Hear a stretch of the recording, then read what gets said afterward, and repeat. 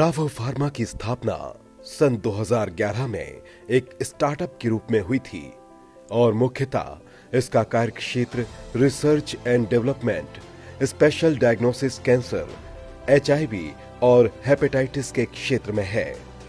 New drug development एवं targeted therapy के क्षेत्र में दुनिया की कुछ बहुत बड़ी यूनिवर्सिटीज, हॉस्पिटल एवं रिसर्च लैब जैसे university college London, Finnish medical centre university of Tartu जैसे संस्थान के साथ मेडिकल साइंस के क्षेत्र में अत्याधुनिक रिसर्च का काम कर रही है।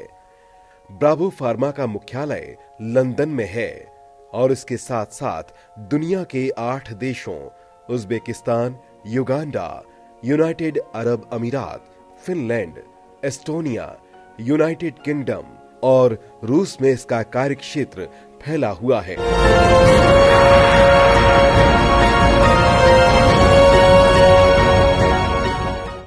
नमस्कार, आप टुडे बिहार न्यूज देख रहे हैं। मैं हूं आपके साथ प्रकाश सिंह। बिहार के चंपारण की एक छोटे से गांव से निकलकर राजधानी पटना से होते हुए सफर लंदन तक पहुंचती है और फिर वहां से शुरू होता है दवा का कारोबार।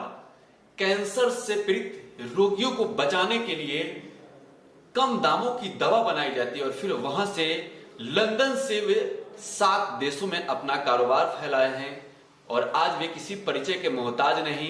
ब्रांड बिहार राकेश पांडे हमारे साथ बातचीत के लिए मौजूद हैं। सबसे पहले आपका बहुत बहुत स्वागत है टुडे बिहार न्यूज। नमस्कार प्रकाश जी, और टुडे बिहार झारखंड न्यूज को मेरी शुभकामना और इसके दर्शकों को भी मेरी शुभकामना। राकेश पांडे इसी चंपारण से हैं जिस चंपारण से टुडे बिहार न्यूज को हम लोग ऑपरेट करते हैं और इसी चंपारण से निकलकर राजधानी पटना में भी कुछ दिनों तक रहे आप, फिर दिल्ली और लंदन। बहुत सारे उतार चढ़ाव आए होंगे जिंदगी में। नहीं, ये तो मैं कई बार सोचता हूँ कि एक महादेव या ईश्वर की कृपा है कि हम लोग यहाँ तक पहुँच पाए। नहीं तो जिस वक्त और जिस दौर से हम लोग गुजरे हैं और जहाँ से हम लोग बड़े पढ़े हैं और जहाँ से हम लोग की जो शिक्षा दीक्षा हुई है या जो गांव है, वहाँ से लंदन तो एक सपना था। और कई लोग कहते हैं इस बात को कि अब चंपारण से उठ के लंदन चले गए, लेकिन चंपारण से लंदन के बीच में बहुत सारा गहराई है, ऊंचाई है, बहुत तकलीफ़ है, बहुत पीड़ा है, स्नेह है, सब कुछ है। तो ये सफ़र काफ़ी लंबा था। लंदन तो हम लोग लंदन जाने के पहले बहुत सारा संघर्ष हम लोगों ने किया है और ख़ासकर मुझे बहुत वो दिन याद है जब हम स्ट्रगल के रूप में हम लोग को मुझे गुजारना पड़ा है उस दौर में। तो ये एक लंबा सफ़र है, लेकिन हाँ, खुशी होती है कि कम से कम आज उसी चंपारण से मैं हूँ जिस चंपारण के प्रकाश जी बैठ के मेरा इंटरव्यू ले रहे हैं। संघर्ष तो लंबा है, लेकिन संघर्ष की कहानियां क्या है, कुछ बताइए। संघर्ष की कहानी है कि ये मंगल सेमिनरी स्कूल है, वहाँ पे मैं पढ़ता था। और पढ़ता क्या था, मतलब वहाँ पे 9वीं और 10वीं में मेरी पढ़ाई हुई है। उसके बाद मैट्रिकुलेशन का रिज़ल्ट आया, फिर आप पटना पहुँच गया। पटना पहुँच गया तो ऐसा लगा था कि साइंस कॉलेज या BN कॉलेज में किसी में एडमिशन हो जाएगा, लेकिन ऐसा हुआ नहीं क्योंकि मार्क्स उतना अच्छा था नहीं। उसके बाद एडमिशन हम लोगों ने एक RPS नया टोला में एक छोटा सा कॉलेज था, वहाँ लिया। लेकिन साइंस कॉलेज में मैं क्लास करता था सबसे पिछली बेंच पे बैठ के। HC वर्मा की क्लासेस वगैरह फिजिक्स में होती थी तो मैं करता था। और फिर वहाँ से मैं दिल्ली चला गया, सोचा तैयारी करूँगा, लेकिन उसमें भी सक्सेस नहीं हुआ। फिर गैप ईयर हो गया, फिर first year Delhi university correspondence में एडमिशन लिया, फिर सेकेंड ईयर में रेगुलर कोर्स हुआ। तो कुछ अजीब सी चीज़ होती रही। पार्ट टाइम जॉब भी किया, अपना ट्यूशन भी लोगों को पढ़ाया। हम लोग देखिए पटना में भी पार्ट टाइम जॉब किया, अखबार कई बार हम लोगों ने अखबार भी बेचे हैं। मौर्य होटल में जो वेडिंग पार्टी होती है, शादी की पार्टी होती है, उसमें मैंने उसमें काम किया है, तो दोस्तों के साथ मिलके। तो उस समय उसके बाद दिल्ली गए तो दिल्ली में मेरे को वहाँ ट्यूशन का बड़ा स्कोप था। अगर आपका फिजिक्स केमिस्ट्री मैथ अच्छा है तो ट्यूशन का स्कोप बहुत अच्छा था, तो ट्यूशन भी पढ़ाया है लोगों को। वहाँ पे 2-3 मार्केटिंग कंपनी थी, जैसे ORG मार्क थी, IMR भी थी, तो इन लोगों के लिए मार्केटिंग सर्वे का भी काम किया है। तो कोई काम ऐसा नहीं है कि मतलब छोटा या बड़ा था, जो मिलता था वो करता था, क्योंकि कोशिश ये रहती थी कि बाबूजी पर कम से कम लोड पड़े और हमारी भी इच्छाएँ थी, पिक्चर देखना था, जीन्स पहनना था, तो इसके लिए पैसे तो चाहिए। बाबूजी पर ज़्यादा लोड नहीं पड़े। पिक्चर देखने में ज़्यादा रुचि थी? हाँ, पिक्चर थी। उस समय अच्छे हीरो थे, आज भी हैं वो लोग, लेकिन उस समय हम लोग के फ़ैन हुआ करते थे। जैसे संजय दत्त थे, शाहरुख खान साहब थे, तो इनकी पिक्चर देखते थे हम लोग। तो उसके लिए पैसे की ज़रूरत है, तो पैसा तो या तो आप अपने पिताजी के पैसे को खर्च करें या आप खुद से कोई ना कोई छोटा मोटा रोज़गार करके पैसे कमाएं। तो ये हमारा था ऐसा। उसके बाद दिल्ली के बाद फिर वापस मैं 2003 से थोड़ा सफ़र चेंज हो गया जब मेरी शादी हुई। 2003 में मेरी शादी हुई और मेरी वाइफ जो थी वो मिरांडा हाउस में थी दिल्ली यूनिवर्सिटी में, और हमारा लव मैरिज है। तो शादी के बाद से चीज़ें बदलती चली गई, थोड़ा और दायित्व हो गया परिवार का। जनरली लोग कहते हैं कि शादी के बाद लड़का सुधर जाता है, तो शायद हम लोग सुधर गए। और फिर 2008 तक 9 तक तो नॉर्मल चली ज़िंदगी में। मैंने कॉन्ट्रैक्टरी किया, बहुत छोटे छोटे काम किए, बॉम्बे में भी काम किया।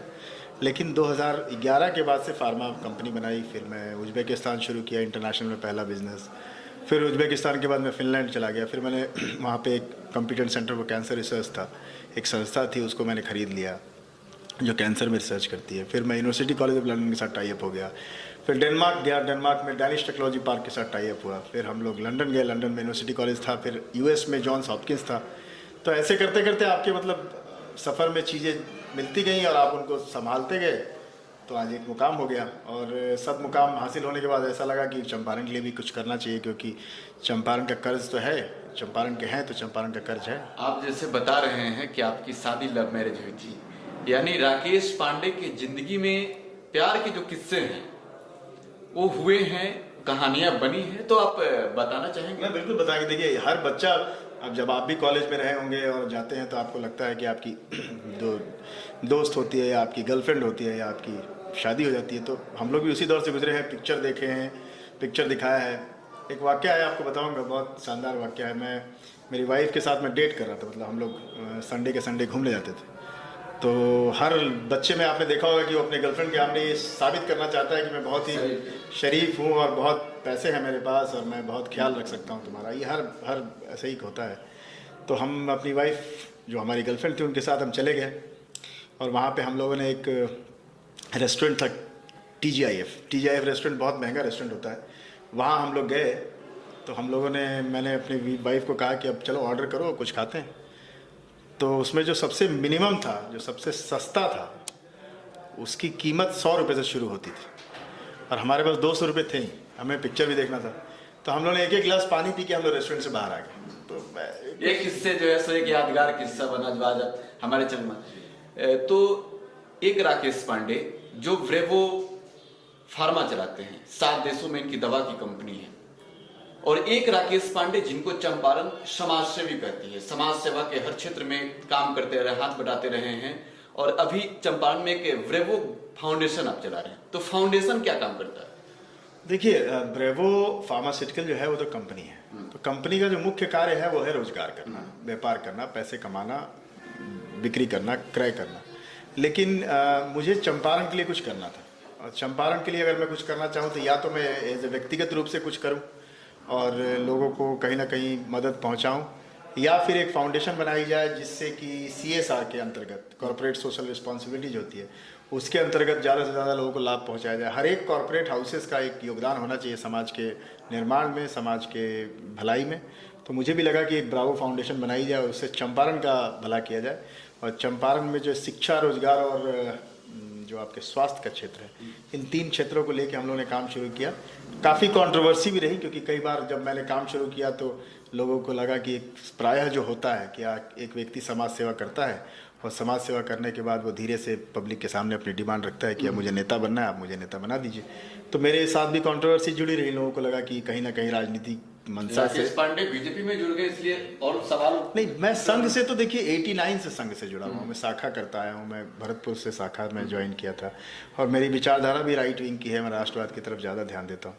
तो जुड़ना बीजेपी में, वो भी मैंने एक NRI सेल का काम किया और उसमें बीजेपी, मतलब देखिए हम लोग संघ के लोग हैं, हमें पार्टी से कोई बहुत मतलब नहीं रहता है, विचारधारा से मतलब रहता है और जो क्रियाकलाप है उस पर विशेष ध्यान रहता है। मतलब कभी आपने मेरे को नहीं देखा होगा किसी माननीय के साथ मैंने अपनी तस्वीर खिंचवाई हो, या किसी माननीय के किसी फंक्शन में मैं गया हूँ। मैं स्वतंत्र हूँ और मैं अपने मूल्यों के हिसाब से समाज के लिए काम करता हूँ। बिहार में जैसे आप रोजगार की बात कर रहे हैं, तो रोजगार ब्रेवो फाउंडेशन देगी या फिर ब्रेवो फार्मा? देखिए, फार्मा तो फैक्ट्री है तो ऑफकोर्स यहाँ 100 से 150 लोग काम करेंगे। बिहार में भी आपकी जो ब्रेवो फार्मा है वो तो रोजगार देगी।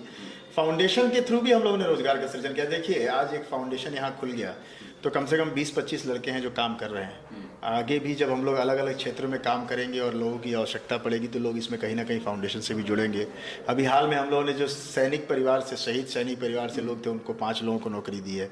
तो कहीं ना कहीं एक छोटा ही सही लेकिन योगदान तो हम लोग समाज में कुछ ना कुछ दे रहे हैं, और जैसे जैसे इसका रूप बृहत होता जाएगा इससे मिलने वाली सुविधाएँ भी समाज को बड़े रूप में, बड़े पैमाने पर मिलेंगी। बिहार में ब्रेवो कोई कंपनी स्थापित कर रही है? ब्रावो फार्मा की एक तो यूनिट हम लोग लगा रहे हैं बिहार में। दूसरी चीज़ मैं आपके माध्यम से, शायद आप पहले व्यक्ति होंगे जिस बात को ब्रेक करेंगे, हम लोगों ने बिहार सरकार को एक प्रपोजल दिया है कि एक सेंट्रलाइज लैब सिस्टम, और उससे क्या है कि पूरे बिहार के जितने भी जिले हैं उनको जोड़ा जाए और उस पर एक यूनिफॉर्म प्राइस, एक न्यूनतम प्राइस पर आपके खून की जांच, पेशाब की जांच उपलब्ध कराई जाए। और वो जो प्राइस होगी वो आयुष्मान में जो प्राइस निर्धारित है वो होगी। तो इसका मतलब ये हुआ कि अगर कोई पेशेंट है, आज की डेट में किसी पेशेंट की अगर तबीयत खराब होती है तो वो अगर जांच करवाने जाता है अपना खून या पेशाब, तो उसको लेबोरेटरी की जांच कराने में उसको कोई फिक्स प्राइस नहीं है। कोई लैब अलग मुँह मांगी पैसे लेते हैं और कोई निर्धारित पैसा नहीं है, निर्धारित उसकी शुल्क नहीं है। हम लोगों ने एक सरकार को प्रपोजल किया कि जो आयुष्मान का रेट है उसी रेट में पूरे बिहार की जनता का जो लेबोरेटरी जांच है वो उपलब्ध कराई जाए और सेंट्रलाइज हो, ऑथेंटिक हो। और मुझे लगता है इससे आने वाले समय में गरीब लोगों को बहुत लाभ होगा, क्योंकि उनको एक फिक्स प्राइस देनी पड़ेगी। सरकार ने आपकी बात सुनी? जी, सरकार ने हमारी बात सुनी और सरकार ने हमसे प्रपोजल मांगा है और ये प्रपोजल स्टेज में, मुझे लगता है ये काम भी हो जाएगा, बहुत जल्द हो जाएगा।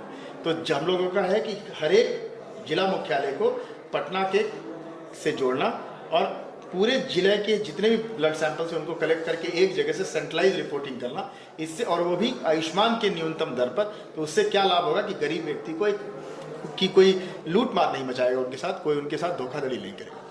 चंपारण के लिए क्या कर रहे हैं राकेश पांडे? देखिए, चंपारण के जो युवा हैं, देखिए चंपारण में मैंने कहा मेरा मुख्य था कि मैं उद्योग करूँ। अब जैसे हम लोगों ने एक कार्यक्रम किया कि 5000 लोगों को 2 साल में कृत्रिम पैर लगवाने हैं या कृत्रिम हाथ लगवाने हैं। चंपारण से उसकी शुरुआत की, लगभग 200 आदमी के आसपास लोग उससे लाभान्वित हुए।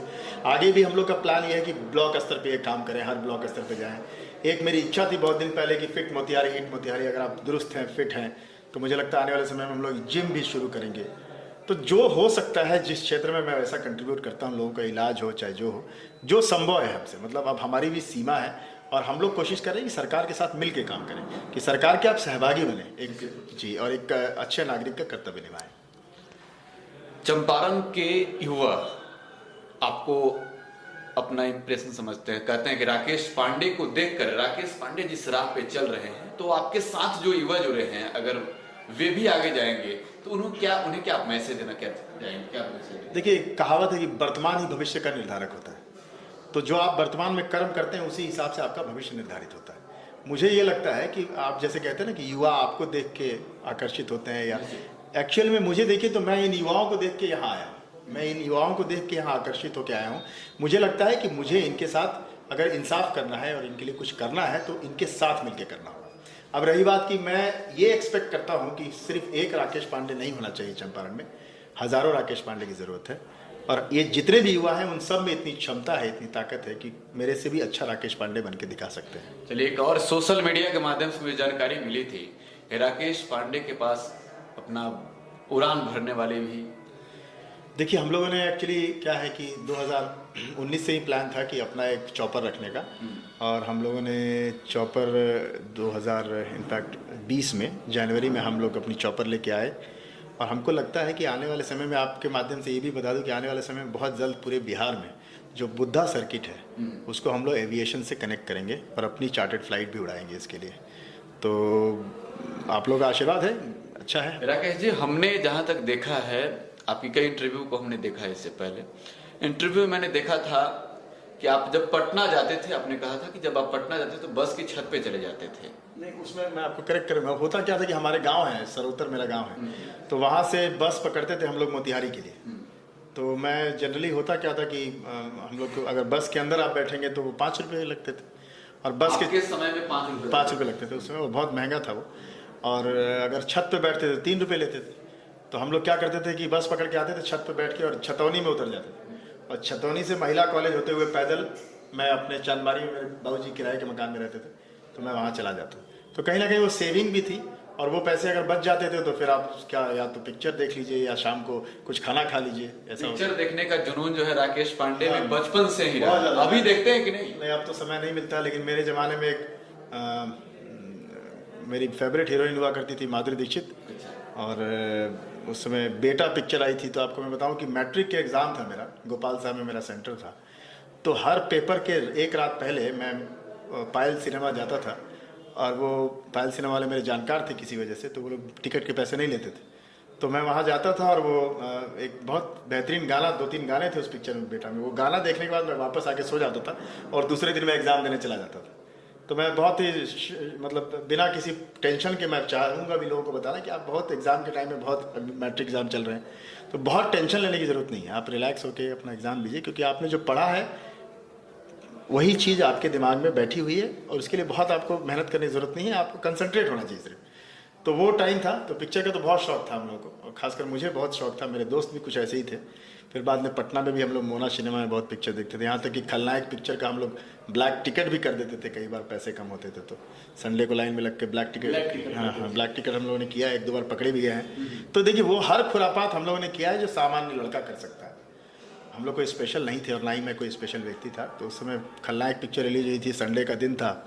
तो हम लोगों ने वहाँ संडे के दिन सुबह सुबह लाइन लग के, और 4 टिकट मैंने खरीदी, 4 मेरे दोस्त ने खरीदी, और दोपहर में हम लोगों ने टोटल 8 में से 6 टिकट ब्लैक कर दी। अच्छे 100 रुपये मिल गए। और फिर हम लोगों ने अपने पिक्चर, जो टिकट थी उससे अपनी पिक्चर देखी, और जो पैसे कमाए उससे हम लोगों ने शर्ट खरीदा, कुछ किताबें खरीदी। अब ये तो आपके निजी व्यक्तित्व से जुड़ी हुई बातें थी। इसके बाद बिहार में विधानसभा का चुनाव होने वाला है, तो क्या राकेश पांडे की भी भूमिका कुछ होगी बिहार विधानसभा चुनाव में? नहीं, देखिए, मेरी भूमिका किसी भी राजनीतिक क्रियाकलाप में नहीं होगी।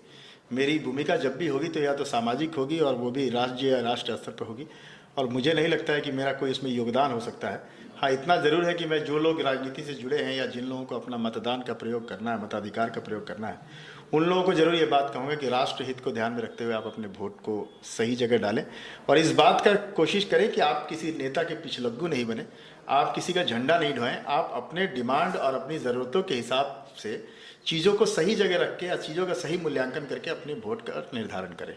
ये मैं ज़रूर बोलना चाहूँगा, क्योंकि आप, अब वो दौर नहीं है कि आप जात पात के ऊपर वोट करें, या आप किसी खास वर्ग के लिए वोट करें, या आप ये चीज़ भुला दें कि आपके लिए राष्ट्र सर्वोपरि है और जाति या व्यक्ति या धर्म बड़ा है। तो मुझे लगता है कि राष्ट्र को केंद्र में रख के, और अपने विकास के लिए जो व्यक्ति आपका विकास करता हो, जो व्यक्ति युवाओं का ख्याल रखता हो, उनको सही दिशा और दशा देता हो उनकी सोच को, उनको आप वोट जरूर करें। पिछलग्गू शब्द का आपने भी इस्तेमाल किया, तो इस पे एक सब जानना जरूर चाहेंगे।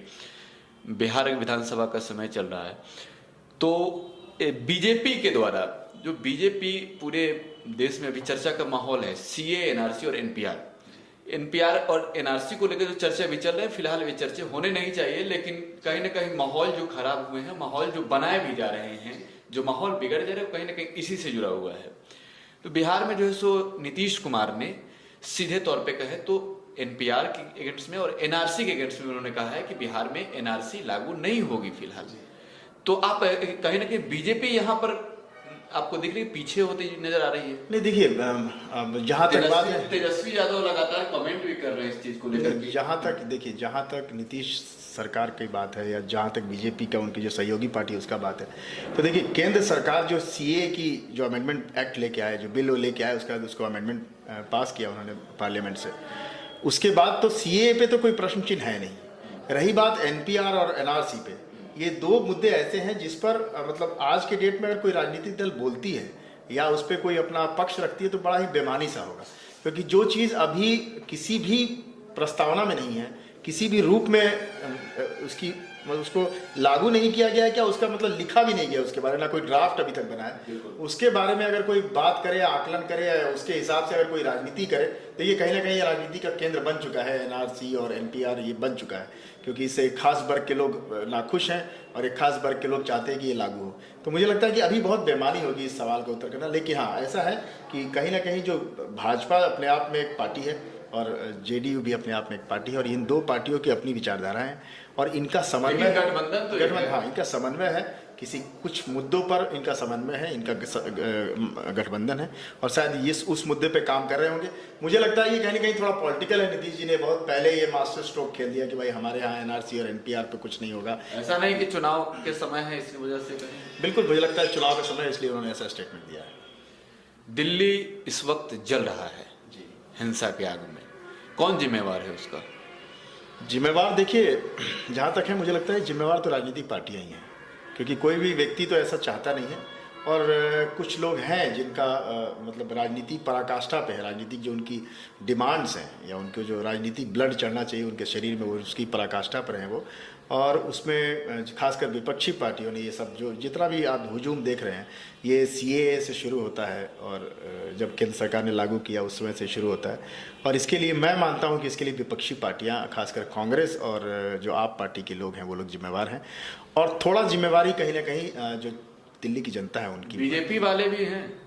नहीं, बीजेपी के भी मैं नहीं मानूंगा कि बीजेपी के लोग जिम्मेवार हैं। हाँ, एक चीज़ मैं बीजेपी की जिम्मेवारी जरूर मानूंगा कि उन्होंने जनता तक अपनी बात ठीक से पहुंचाई नहीं और उनको ये बात पहुंचानी चाहिए थी। कपिल मिश्रा ने जो बयान दिया, उनके जो भाषण आप सुन रहे होंगे जरूर, और जो दिल्ली चुनाव के बाद अमित शाह की जो बयान है, दिल्ली चुनाव में बीजेपी की हार हुई तो कि कहीं ना कहीं भाषण भी जो है सो बहुत बड़ा इफेक्ट किया। अनुराग ठाकुर, मुझे लगता है बहुत हेट स्पीच की जरूरत नहीं है। बहुत आप देखिए, अल्टीमेटली जिसके खिलाफ आप बोल रहे हैं वो भी भारत का है। ये अलग बात है कि उसको कई सालों में राजनीतिक पार्टियों ने इस तरह से ढाल दिया है कि वो भारत का हो के भी भारत का होने में शर्म महसूस करता था, वंदे मातरम करने में महसूस करता था, कि उसको लगता था कि हम तिरंगा झंडा जब राष्ट्रगान होता तो खड़ा होने में वो लोग को तकलीफ होती थी। लेकिन उसके बावजूद भी देखिए, मैं आपको कहता हूँ, राष्ट्र जो सनातन है वो एक विषय है और राष्ट्रवाद एक अलग विषय है। लेकिन यहाँ क्या हुआ कि ये दोनों ही चीज़ें कहीं ना कहीं लुप्त होती गई, हाशिए पे जाती गई। आज बीजेपी की सरकार आई है, इन चीज़ों को वापस से रीइंस्टेट करना चाहती है, लेकिन आप एक दिन में नहीं कर सकते। आपको उनको कहीं ना कहीं अपने दायरे में लेना होगा और उनको भी इतनी शिक्षा देनी होगी कि इसकी क्या महत्व है। देखिए, आज बहुत जगह धरना प्रदर्शन हो रहा है, वो बहुत शांतिपूर्वक हो रहा है। मैं उस बात की, इनफैक्ट मोतिहारी में भी जो हुआ वो भी बहुत शांतिपूर्वक था, लेकिन जो हुआ वो ठीक नहीं था। मतलब शांतिपूर्वक तो आप कर रहे हैं, लेकिन आप पूरा अगर बाधित कर रहे हैं, शाहीन बाग में बैठ के आप पूरी व्यवस्था को बाधित कर रहे हैं, वो गलत था। और मुझे लगता है कि ये एक तबका है जो कहीं ना कहीं जिसके अंदर ये दिमाग में राजनीतिक दलों ने भर दिया कि आप हाशिए पे आ जाएंगे अगर NPR आता है, NRC आता है या CA आता है। ये लोग जो धरना कर रहे हैं, जो भी CA और NRC और NPR के अगेंस्ट में बैठे हुए हैं, तो एक तो सबसे बड़ी चीज़ है कि NRC और NPR अभी आए नहीं है और इसकी चर्चा होनी ही बेकार बावजूद। लेकिन जो लोग कहीं ऐसा नहीं लगता है कि इनके पीछे एक बड़ी राजनीति, बड़ी साजिश है, ये प्रायोजित है। देखिए, मेरे पास बहुत सारे धरना तो इनकी प्रायोजित है, बिल्कुल प्रायोजित है। साजिश इनके पीछे कर कौन? साजिश नहीं, मुझे लगता है कि इसके पीछे एक साजिश और बड़े स्तर पर साजिश है। देखिए, मुझे दो चीजें लगती है। एक तो मैं शुरू से देखता आया हूँ कि जो कांग्रेस की विचारधारा रही है या कांग्रेस का जो अप्रोच रहा है, वो कहीं ना कहीं राष्ट्रवाद से बहुत दूर दूर तक उसका ताल्लुक नहीं रहा है। और खासकर पिछले 15-20 सालों में वो कहीं ना कहीं एक व्यक्ति विशेष को लेकर वो लोग हमेशा कांग्रेस पार्टी पूरी एक लाइन में रही है। व्यक्ति भी उनके लिए पूजनीय है, राष्ट्र उनके लिए पूजनीय नहीं है। और मुझे लगता है कि 130-140 करोड़ जनता में ये विडंबना है कि एक इतने बड़ी राष्ट्रीय पार्टी को एक राष्ट्रीय अध्यक्ष के लिए एक विदेशी मूल के एक व्यक्ति पर निर्भर रहना पड़ता है। ये अपने आप में बहुत बड़ी विडंबना है। अब राकेश पांडे से जुड़ा हुआ दो और सवाल पूछूंगा। पहला सवाल कि राकेश पांडे के पिताजी इस वक्त कहाँ रह रहे हैं? मेरे पिताजी अभी गांव में हैं फिलहाल, लेकिन वो क्या होता है, हर 2-3 महीने पे वो कहीं ना कहीं फॉरेन जाते रहते हैं और वो वहाँ पे हम मतलब समय गुजारते हैं। तो उनका जब दिल करता है, उनको गाँव में मन करता है तो गाँव रहते हैं, जब उनको फॉरेन जाना होता है तो फॉरेन जाते हैं। एक आखिरी सवाल है, राकेश पांडे कितने करोड़ के मालिक हैं? ईडी वाले देख रहे हो? नहीं, बिल्कुल ईडी है, CBI है। मैं तो कई बार लोगों को कहता हूँ कि आप लोग देखिए, राकेश पांडे मालिक नहीं है। राकेश पांडे ने जो कंपनी बनाई वो लगभग $160 मिलियन के आसपास की कंपनी है। आप ये मान के चल सकते हैं 1001 करोड़ रुपए का होगा, लेकिन राकेश पांडे का वो नहीं है, वो कंपनी का पैसा है और वो कंपनी का टर्नओवर है। कंपनी के ओनर तो राकेश, मैं शेयर होल्डर हूँ, मैं 97% स्टेक होल्ड करता हूँ, बाकी दूसरी चीज़ करती है। राकेश पांडे बिल्कुल आपकी तरह हैं, सामान्य व्यक्ति हैं, आप ही की तरह शर्ट पहनते हैं, आप ही की तरह सांस लेते हैं, आप ही की तरह हंसते हैं, आप ही की तरह बात करते हैं। तो बहुत बहुत धन्यवाद। इस दुनिया की तमाम बड़ी खबरों के लिए देखते रहिए टुडे बिहाइंड न्यूज़ को। साथ ही अगर आप वीडियो यूट्यूब पर देख रहे हैं तो चैनल को सब्सक्राइब कर बेल आइकन को जरूर प्रेस करें। अगर फेसबुक पर देख रहे हैं तो पेज लाइक करना बिल्कुल ना भूलें। अगर आप ट्विटर पर देख रहे हैं तो हमें फॉलो करना बिल्कुल ना भूलें। धन्यवाद।